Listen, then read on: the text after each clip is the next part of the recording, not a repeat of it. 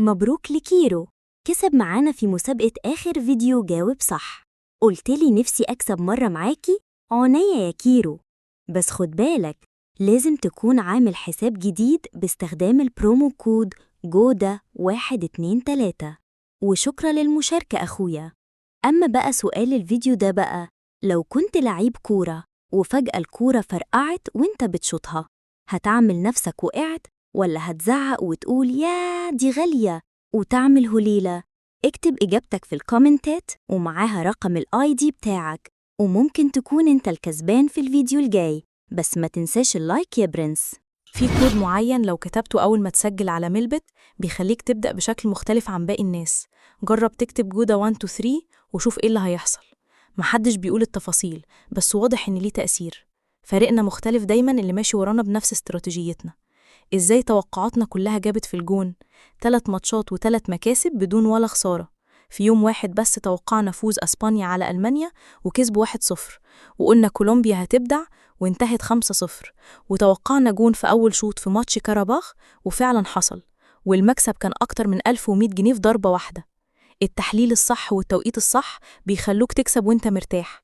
لو عايز تكسب زينا، تابع توقعاتنا أول بأول على موقعنا، وكل يوم فرصة جديدة. تخيل فريق بيلعب في ملعبه كأنه داخل ياخد بطولة العالم، وفريق تاني بيسافر الماتش وهو مش متأكد هو جاي يلعب كورة ولا يتصور سيلفي. دي مش نكتة، دي مباراة كايرات ضد كوبس، واللي راهن على كوبس كأنه بيرمي فلوسه في الزبالة.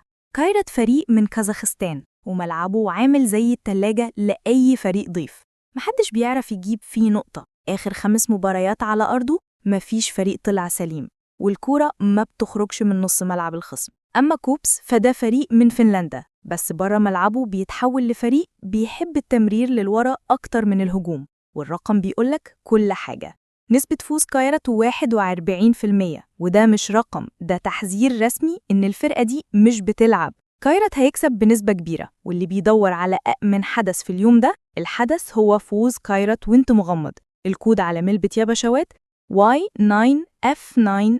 لو شفت فريق داخل الماتش ومعلق يافطة مكتوب عليها إحنا أسفين جينا، تبقى أكيد بتتفرج على هامارون سبارتنز وهم بيقابلوا دينامو كييف.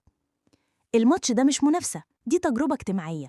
فريق من أوكرانيا بيلعب كأنه لسه خارج من دوري الأبطال، وفريق من مالطا بيدعي ربنا يعدي 90 دقيقة من غير ما يصوروه فيديوهات محرجة. دينامو كييف داخل المباراة وهو حافظ التشكيلة والنتيجة والاحتفال كمان، وسبارتنز داخل وهو مش عارف لابس ازاي الأساسي ولا بيجرب طقم جديد.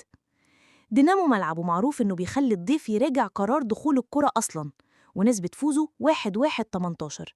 يعني الشركة اللي حاطة الرقم بتقولك ما تفكرش كتير، حط وارتاح لي. لو بتدور على أأمن حدث في اليوم كله، فوز دينامو هو الحدث اللي يخلي فلوسك ترجع وهي بتسقفلك من غير ما تفهم ازاي. الكود على ميلبت MPU9F. لما يبقى في ماتش وفريق داخل يلعب وفريق داخل يستأذن، تبقى أكيد بتتفرج على دريتا وهو بيقابل كوبنهاجن. دي مش مباراة، دي زيارة ودية من كوبنهاجن لفريق من كوسوفو. أول مرة يشوف الخصم بيغير في الدقيقة 70 وهو لسه مش عارف هو في أي شوط.